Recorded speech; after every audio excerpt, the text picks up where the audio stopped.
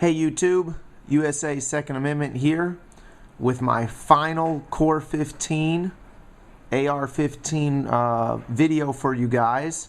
Not that I won't ever do a video on this firearm again, just when I say final I mean, well, I think I'm done with it for now.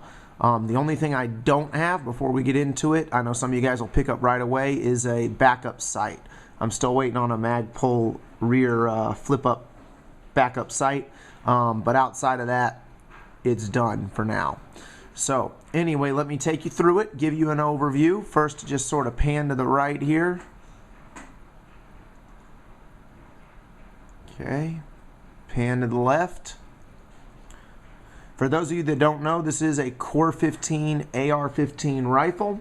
This is their entry-level model, or it was their entry-level model, before I did a lot of upgrades to it, obviously. Little bit of specs for you. It's 100% mil spec. The only part I found that was not mil spec was the buffer tube. That has a commercial buffer tube on it, not a mil spec buffer tube.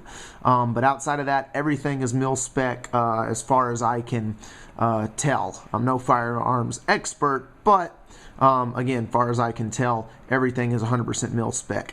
Core15 is 100% made in the USA. I love that.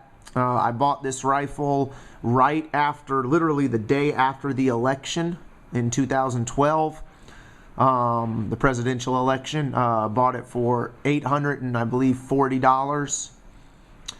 It came with the standard handguard, standard, you know, M4 grip, standard M4 adjustable stock, all that good stuff. So of course I don't like standard, so I changed it out. So to give you a little overview of it, of what I've done. So let's take it back here first. This is a Magpul CTR stock. Very good stock, highly recommended. It's an OD green.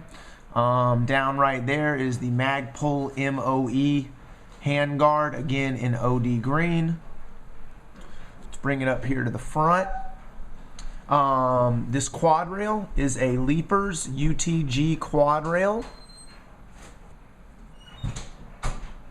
Again, made in the USA, and it is in OD green actually. I don't know if you guys can see that on the camera, but it is in OD green. Magpul XTM rail covers, black and OD green alternating. Down here on the bottom is the Magpul AFG 2. The 2 is a little bit thinner, especially with my small hands. My buddy has an AFG 1, and I didn't like that. It was too big, bulky for my hands. So anyway, AFG 2, again in OD green.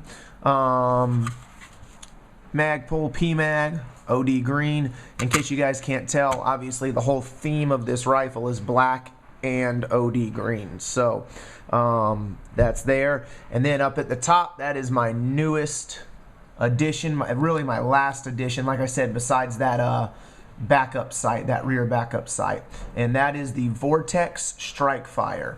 I did a lot of research before doing that. I have a separate video just on the Vortex Strike Fire, so you can check that out. But I did a lot of research before deciding to go with this optic. I couldn't justify spending $400, $500, $600 on an optic. So for $160, $170, this Vortex Strike Fire is awesome. And it was a gift, Christmas gift from my parents, so I didn't have to drop anything on it, which was nice. But anyway, like I said, Core15 AR rifle. The barrel is a 1 in 7 twist. Standard 16-inch barrel with your standard bird cage up here. There's still some other stuff that I'd like to do to it. Like, for instance, I want to put a battle comp flash suppressor or a compensator on the end of this and take this bird cage off. But again, that's a luxury.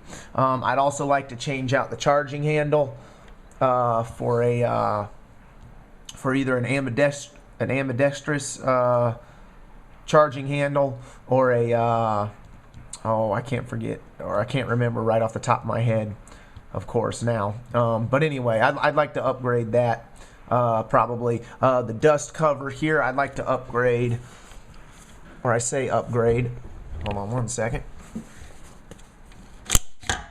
Alright, so I'd like to just get a new dust cover. I see some real cool ones that say, you know, like Zombie Hunter or you know, Freedom or you know, stuff like that. So I think that'd be pretty cool to get that. Just, you know, little stuff here and there. I thought about eventually putting a side mount up here for a flashlight. You know, just thumb on, thumb off, push button flashlight for that. So, but yeah, so this is it. This is my Core 15. Like I said, it's pretty much done. I don't have a rear backup sight yet. Outside of that, all my necessities, as far as I would consider them, are done. All the other stuff is just, you know, I'd like to do it, and I'm sure I'll do it eventually, or get it eventually. Just you know, in time. So anyway, if you guys have any questions or anything about this gun, or about Core 15, or you know, any questions about the upgrades or about the gear that I've put on it thus far, please don't hesitate to ask. It is a carbine length gas system.